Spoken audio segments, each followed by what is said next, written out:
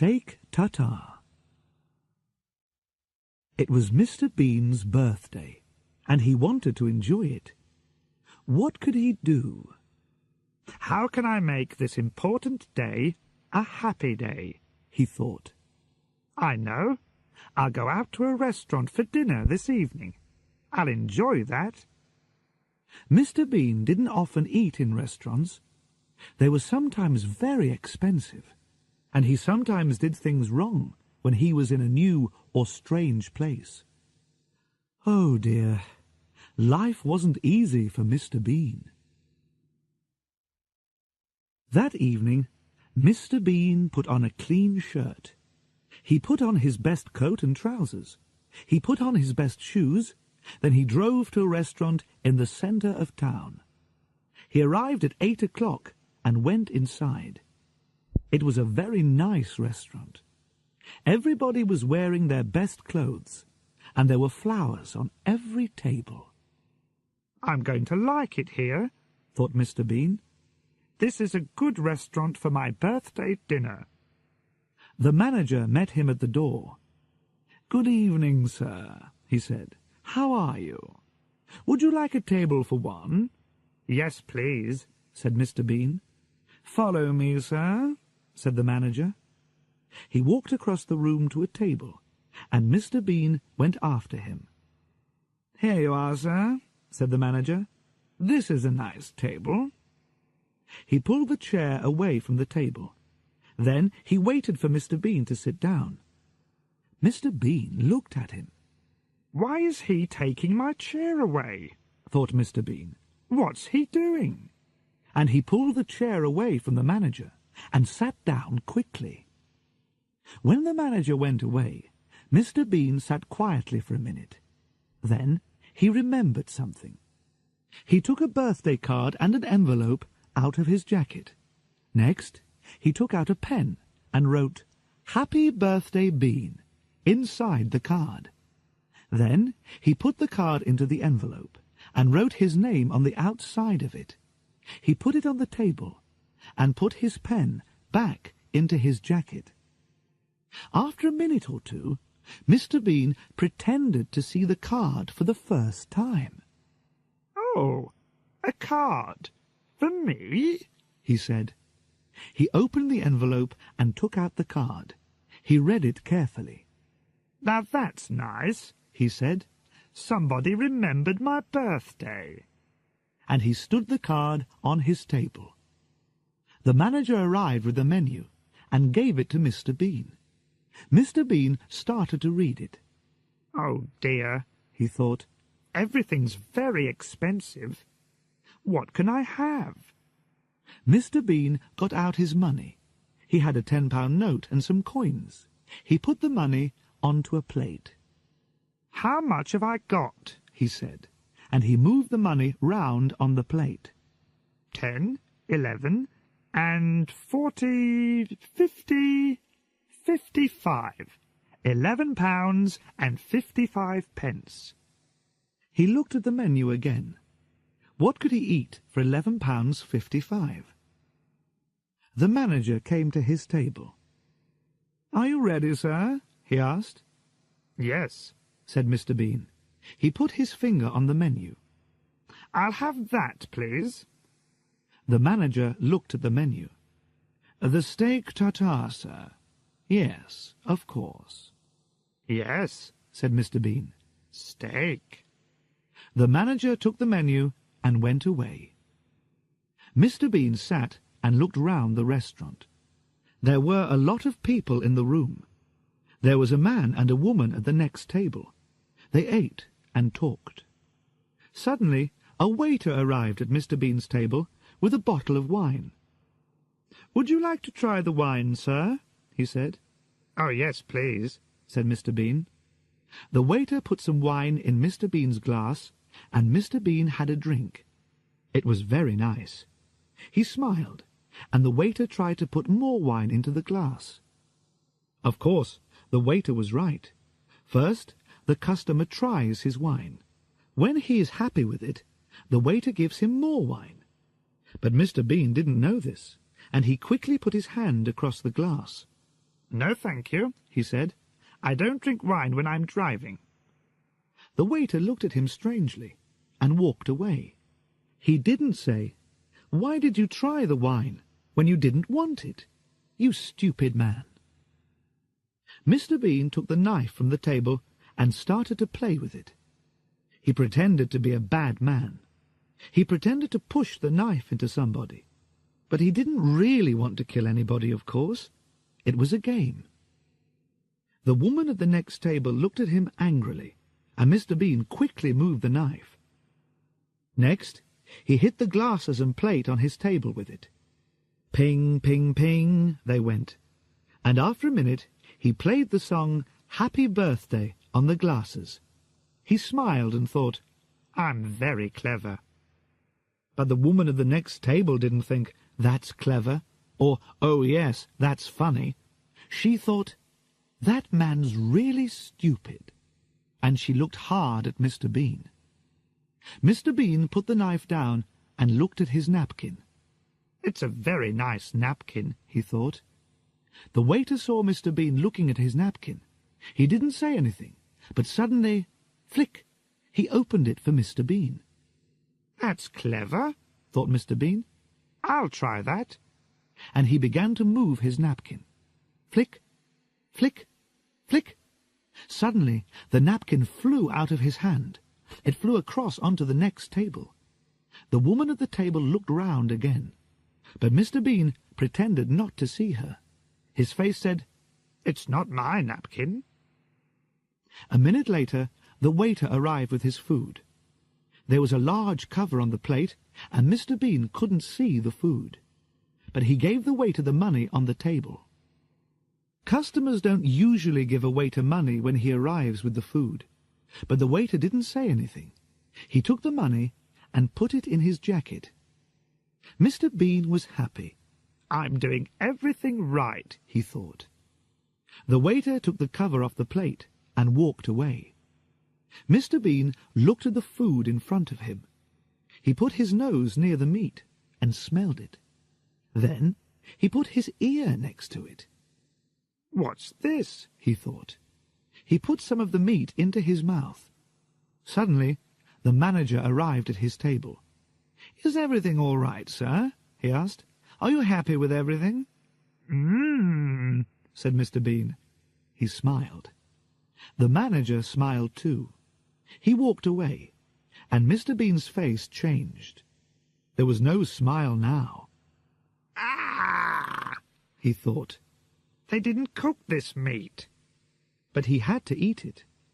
"I don't want people to think that I'm stupid," he thought, "but I'll never ask for steak tartare again. Never." He pushed his plate away. But then the waiter went past his table. "Is everything all right, sir?" he asked. "Oh, yes," said Mr. Bean. He smiled. "Yes, everything's very nice, thank you." He smiled and pretended to eat some meat. But the waiter went away before Mr. Bean put it into his mouth. "What can I do with it?" he thought. "I can't eat this. Where can I hide it?" Then he had an idea. Carefully, he put the meat into the mustard pot and put the cover on it. "Where can I put some now?" he thought. "I can't eat it, so I've got to hide all of it. Oh, yes, the flowers." He took the flowers out of the vase, but then the manager went past, so Mr. Bean pretended to smell the flowers. Very nice," he said. The manager smiled and walked away. Quickly, Mr. Bean put some meat into the vase and pushed the flowers in on top of it. He looked round the table. "Where next?" he thought. "Yes, the bread." He took his knife and cut the bread roll. Then he quickly ate the middle of it.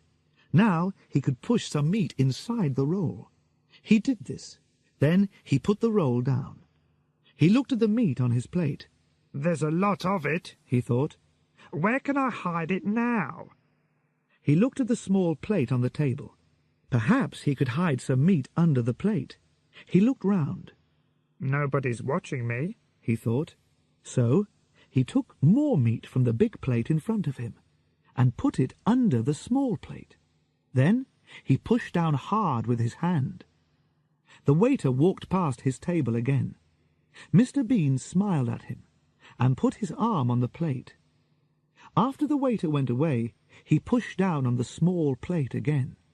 "That's better," he thought. "Now you can't see the meat. Good. But there's more meat. Where can I hide it?" He looked round the table. "The sugar pot," he thought. "But it's got sugar in it. What can I do?" He thought quickly. Then he put some sugar into a wine glass. Next, he put some of the meat into the sugar pot. Then he put the sugar from the wine glass on top of it. "Good," he thought. "Nobody can see it in there." Suddenly, Mr. Bean could hear music. "Where's that coming from?" he thought. He looked round and saw a man with a violin. After a minute or two, the man came across to Mr. Bean's table and played for him. Mr. Bean smiled. "This is nice," he thought. Then the man saw Mr. Bean's birthday card, and the music changed. The man started to play Happy Birthday. The people at the other tables looked round when they heard the song. Who's having a birthday, they thought. Then they saw Mr. Bean and smiled at him. Mr. Bean smiled back at them. He pretended to eat some of the meat, but he didn't put it into his mouth. The man with the violin walked round Mr. Bean's table and watched him. He played his violin and waited for Mr. Bean to eat the meat. And he waited and waited and waited. "I'll have to eat some," thought Mr. Bean. "He'll only go away when I eat it." So he put the meat into his mouth, and the man with the violin turned away to the next table. The meat was in Mr. Bean's mouth, but he didn't want to eat it. He wanted to put it somewhere. But where? He looked at the man with the violin. He moved quickly. He pulled open the back of the man's trousers and opened his mouth. The meat fell inside the trousers. He smiled. "That was clever," he thought. The man with the violin moved round the next table. He played a song to the man and the woman. The music was very beautiful. They listened and drank their wine. They watched the man with the violin, so their eyes weren't on Mr. Bean. Nobody's eyes were on Mr. Bean. He saw this, and he had an idea. Mr. Bean quickly took the woman's bag from the floor. He opened it and pushed some meat inside it. Then he put the bag on the floor again. But when he did this, he accidentally put his foot out. The waiter walked past with some plates of food, and he fell over Mr. Bean's foot. The plates fell onto Mr. Bean's table and onto the floor. There was a loud crash, and the people at the other tables looked up quickly. "What happened?" they said. Then they saw the waiter on the floor. "Oh dear," they said. Now Mr. Bean had another idea. Here was the answer to his problem. He moved very quickly. He pushed the meat from his plate onto the table with the other food. Then he pretended to be very angry. "Look, you stupid man," he said to the waiter. "Oh, look at this." The waiter got up from the floor. "I'm sorry, sir," he said. "I'm really very sorry." The manager arrived at the table. "I'm very sorry too, sir," he said. "Oh, the food." "Yes, it's everywhere," said Mr. Bean. "Look, it's in the mustard pot, it's in the bread roll, it's in the vase of flowers." He took the woman's bag from the floor. "And it's in here." He pulled open the back of the violin player's trousers. "And here." The waiter couldn't understand it. "Go back to the kitchen," the manager told him, and the waiter went away. Then the manager turned to Mr. Bean. "Please, sir, he said. "Come with me." "What?" said Mr. Bean. "Oh, yes, all right."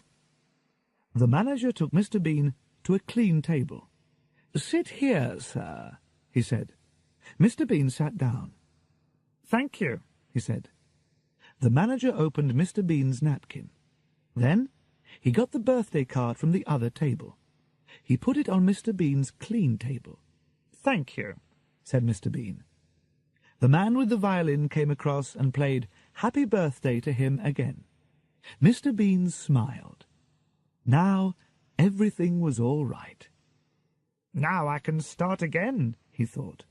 "And this time I'll do everything right." The waiter arrived at Mr. Bean's table. He put a plate in front of Mr. Bean. The manager smiled and took off the cover. Mr. Bean looked down, and he stopped smiling. There, in front of him, was a very large plate of steak tartare. The laundrette. A lot of Mr. Bean's clothes were dirty. "I'll go to the laundrette this morning," he thought. "I'll take the car." He put his dirty clothes into a very large black bag and took the bag out to his car. He put it inside. Then he got in and drove to the laundrette. The laundrette wasn't very busy that morning. Before Mr. Bean arrived, there were only 2 women there. The younger woman was with the laundrette manager. "I've got to wash a lot of clothes," the young woman said to the manager. "I'll want a big washing machine." "This is one of our bigger machines," said the manager. "Use this." At that minute, Mr. Bean arrived. He had the black bag on his back, and he couldn't get it through the laundrette door. "Oh," he said. He pulled and he pushed. He pushed and he pulled. In the end, he got the bag inside. He took it across to one of the washing machines. "Money," he thought. "I want 2 one-pound coins for the washing machine." He took 2 one-pound coins out of his jacket and put them on the top of the machine. But then Mr. Bean saw a note above the washing machine. Machines now cost £3. "Oh, no," thought Mr. Bean. "Have I got another one-pound coin?" He looked in his jacket and his trousers, but he could only find a 5-pence coin. He put this on top of the washing machine. Then Mr. Bean remembered something. He did have another 1-pound coin. But he looked round. The young woman was next to the big washing machine. Mr. Bean saw her putting some clothes into it. The laundrette manager was busy in his little office. "Nobody's watching me," thought Mr. Bean. "Good." He opened the front of his trousers. Then he started to pull out some string. The young woman turned suddenly and saw Mr. Bean pulling the string out of his trousers. "What is that man doing?" she thought. Mr. Bean saw her looking and turned away quickly. But now the older woman looked at him. Her eyes opened wide. "That's a strange man," the woman thought. "He's got string inside his trousers." On the end of the string was some paper, and inside the paper was a 1-pound coin. Mr. Bean smiled. He took the coin out of the paper and put it on the top of the washing machine. Then he put the 5-pence coin back into his jacket. Next, he opened the washing machine. A man came into the laundrette with a bag of dirty clothes under his arm. He was young and strong. When he saw Mr. Bean, he smiled. But it wasn't a nice smile. He didn't say hello or good morning. He pushed Mr. Bean away from the washing machine. "What?" began Mr. Bean. Then the young man pushed Mr. Bean's 1-pound coins onto the next machine. Mr. Bean was angry. He turned round to speak angrily, but then he saw the young man taking a white karate suit out of his bag. "A karate suit," thought Mr. Bean. so he can fight. Perhaps I won't say anything. The young man pushed his white karate suit into the washing machine. Then he put some money into the machine and sat down on a chair. He took a magazine out of his bag and began to read. Mr. Bean started to put his clothes into his washing machine. There were some pairs of underpants. Monday, he said, and he put one pair into the machine. Tuesday, he put the next pair into the machine. Thursday, Friday, Saturday. 3 pairs went into the machine. Mr. Bean stopped. Wednesday, he thought. Where are Wednesday's underpants? Oh, it's Wednesday today, and I'm wearing them. What could he do? He had to wash them, so he had to take them off. He looked round. Where can I go? He thought. There was a partition near the washing machines. I'll go behind that, he thought. He started to walk to the partition, but the young man put his legs across the floor. He wanted to make Mr. Bean angry. But Mr. Bean remembered the karate suit. The man could fight. He walked round the young man's legs and said nothing. He went behind the partition and carefully took off his brown trousers. The young woman put some of her clothes into one of the very big washing machines. The other clothes were on the top of a smaller machine near the partition. She didn't watch her clothes very carefully. She didn't see Mr. Bean put a hand round the partition, and she didn't see him put his brown trousers down with her clothes. Mr. Bean took off his underpants, Wednesday's underpants. Then he put his hand round the partition. He took something, but it wasn't his brown trousers. It was a long brown skirt. Mr. Bean put on the skirt and came out from behind the partition. He walked back to his washing machine. The young woman took the brown trousers from the top of the smaller washing machine. She didn't look at them. She put them into the big machine. Next, she shut the door of the machine and took a magazine. Then she sat down on a chair near the dryers and started to read. She had her back to Mr. Bean, so she didn't see him wearing her skirt. Mr. Bean put his Wednesday underpants into his washing machine. Then he closed the door and put in his 3 one-pound coins. He sat down on a chair and saw the skirt. Oh no, he thought. What's this? A skirt? Where are my trousers? The young man walked past him, and Mr. Bean tried to hide the skirt with his hands. I don't want him to see me in this skirt, he thought. What would he think? The young man went across to a machine on the wall and bought a cup of conditioner. Mr. Bean got up and went back to the partition. He looked at the washing machine next to it and remembered the young woman's clothes. She put my trousers in the big washing machine with her things, he thought. He went across to the big washing machine and tried to open it, but he couldn't do it. I'll have to wait, he thought, and he walked back to his chair.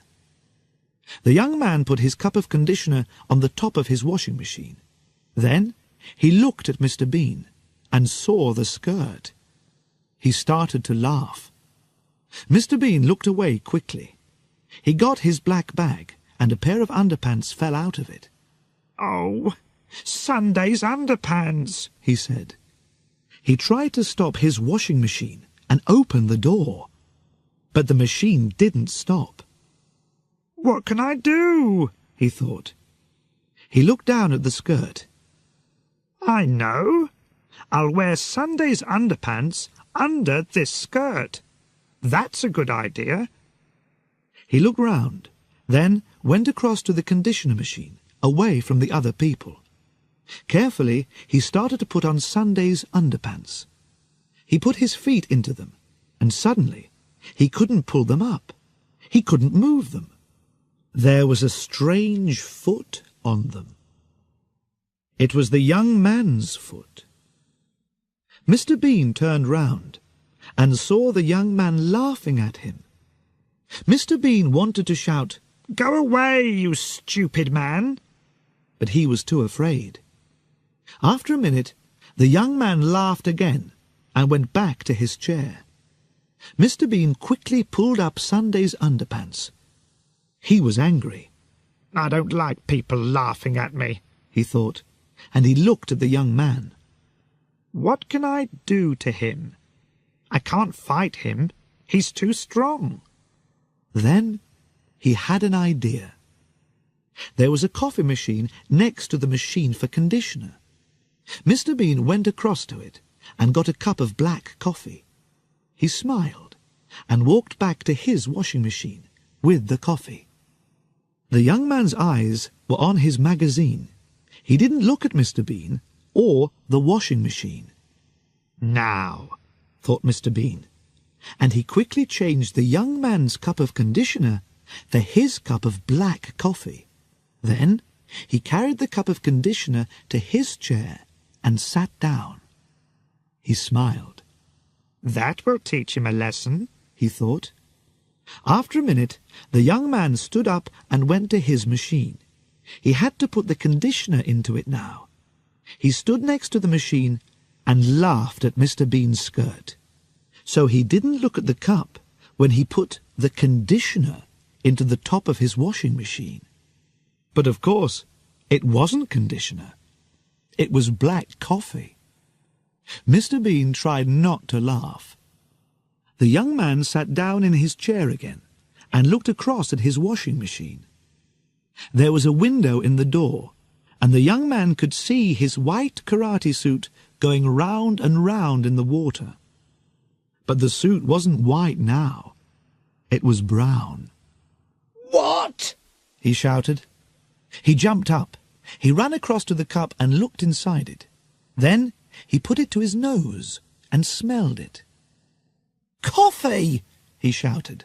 Then he looked across at Mr. Bean. "Did you?" Mr. Bean didn't answer, but his face said, "Who? Me?"